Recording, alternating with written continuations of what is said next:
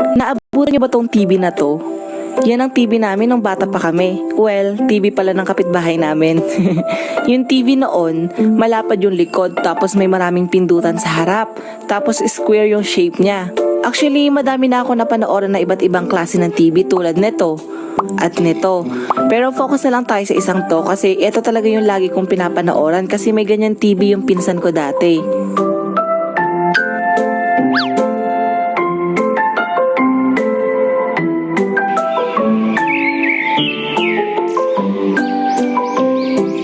Nanay, punta lang ako kay na Insan. Bakit na naman?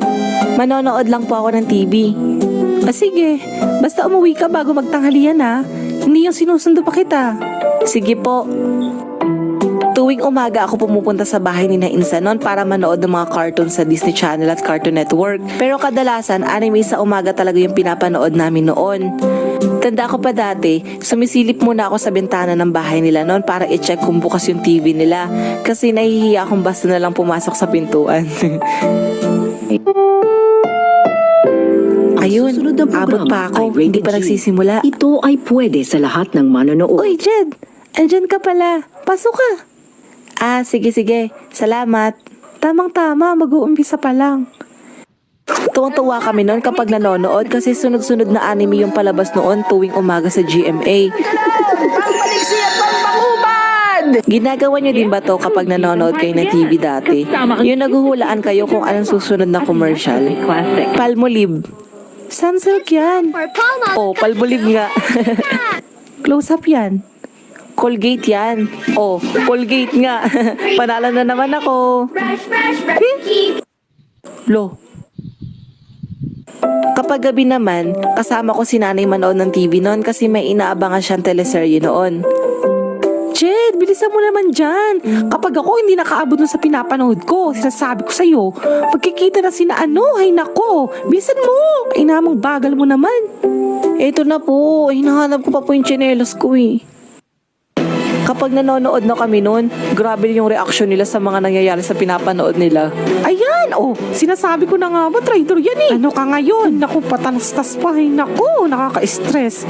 Kala ko pa naman magkikita na yung dalawa na yan. Hinarang kasi ng kontrabida. Hindi, may oras pa naman sana kung nagbadali lang sila. Mabagal kasi. Paano magmamadali? Hinaharangan nga. Anong hindi? Ay, hindi kasi. Hindi mo ba nakita? Nanonood ako, nakita ko. Uy, Nay, kalma. Kayo na lang kayong dalawa yung magdirektor. Tapos kapag mahaba yung commercial nun sa TV, hindi kami naiinip ng mga pinsan ko kasi naghuhulaan ulit kami. Skyflakes, Comfy, Voice, Fudgy Bar, Sunsilk, Creamcell, Head and Shoulder. Manahimik nga kayo. Ang ingay nyo pang hindi kayo nanonood yata eh. Patayin na natin yan. Tip to top, sarap! Ayan na. Hoy, Jed, tumahimik ka na. Number 1 ice cream ng bayan. Ayan, tapos na. Ang susunod na Ay, programa. nako, sa Lunes ulit. Tara na, Jed. Uwi na tayo. Uwi na kayo. Sige, ingat kayo ha. Sige, salamat. Para sa mga Tara na, Jed. batang manonood. Pero may mga time na hindi kami nagkakasundo sa pinapanood. Minsan kasi, basketball yung pinapanood nila.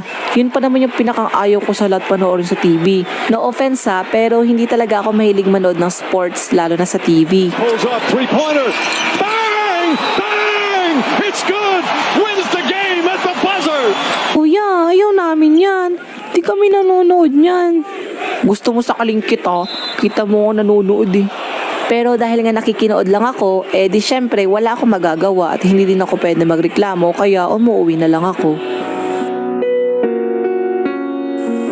Oh, bakit parang Biyernes Santo yung mukha mo? Kasi, ang pangit ng pinapanood nila. Ayaw ko pa naman nun. Wala tayong magagawa. Nakikinood lang tayo eh.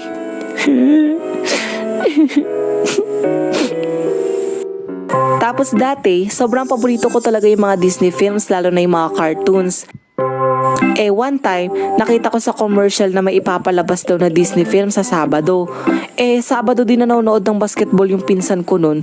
Kaya alam niyo yung ginawa ko nun? Uy, parang awa mo na. Gagawin ko lahat, papanood ko lang yun. Sige na. Huh? Oh, ganon. Sige. Nood ka lang dyan.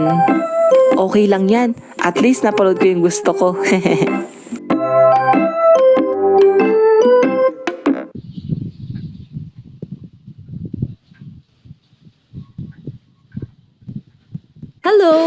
Shopee Styles lang yan. Hello? Shopee Styles lang yan. Hello? Shopee Styles lang yan.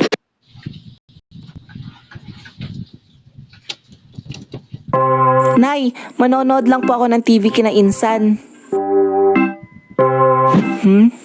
Ay, patay yung TV, wala yatang tao. Uy, Jed, manonood ka din sana? Oo, kaso walang tao, patay yung TV. Doon tayo sa kabilang bahay. Ganun na nga ang ginawa namin. Pumunta kami sa kabilang bahay tapos nakinood kami sa labas habang nakasilip sa bintana nang biglang. Ay! Grabe naman, sa labas na nga lang tayo nanonood, pinag-usarahan pa tayo ng bintana.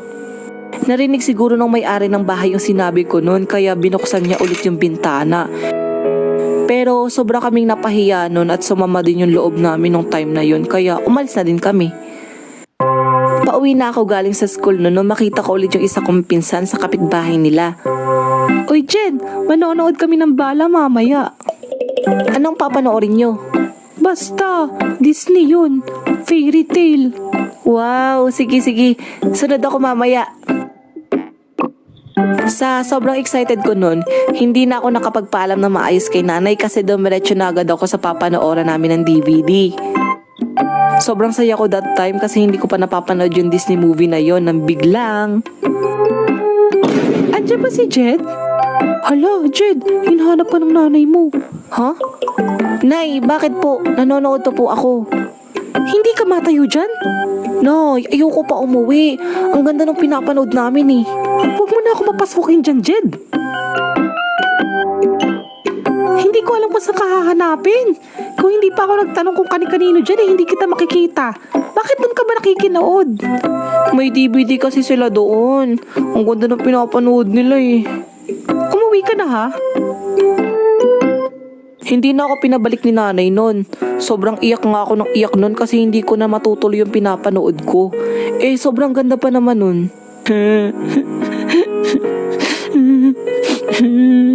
Kumain ka na.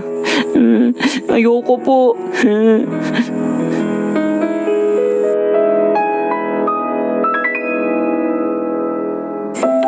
Nung nagkaroon na sina Insan ng DVD noon, bumibili na ako ng mga CD noon kapag pumapabayan kami. Tanda ko pa dati, nakaisang kahon yata ako ng koleksyon ng bala nun. Uy Insan, may bago akong CD, horror. Ayun, sige, manood tayo mamaya. Nanay, manonood kami ng bala mamaya kina Insan. May bago ka na namang binili? Opo, sige, sasama kami ng tatay mo. Sobrang sarap balikan ng mga alaala noong bata pa ako. Sobrang simple lang talaga ng buhay noon. Walang gaanong problema. Ganun talaga siguro kapag bata ka pa. Yung ang iniisip ko lang noon kung ano yung susunod na papanoorin ko bukas eh. At saka wala man kaming sariling TV noon.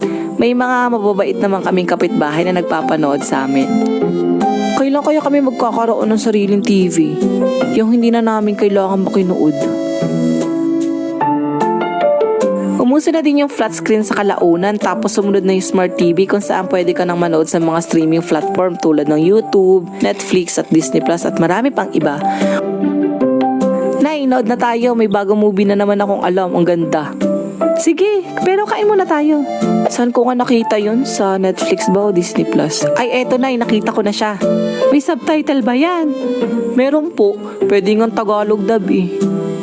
Ay talaga? Galing naman. Kayo, anong kwentong TV nyo?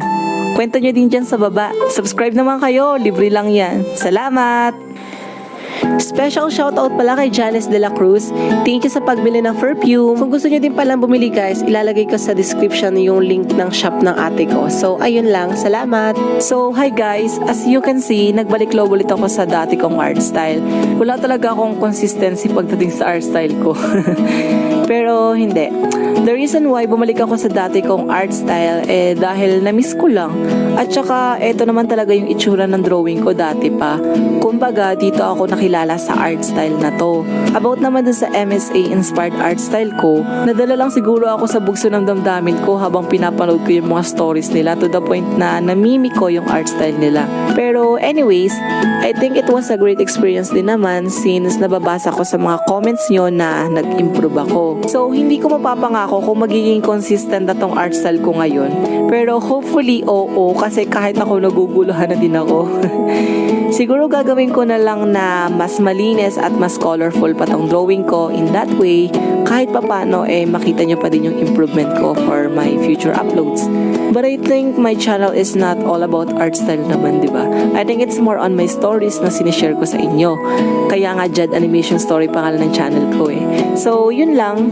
Salamat sa walang sawa niyong suporta. See you on my next video.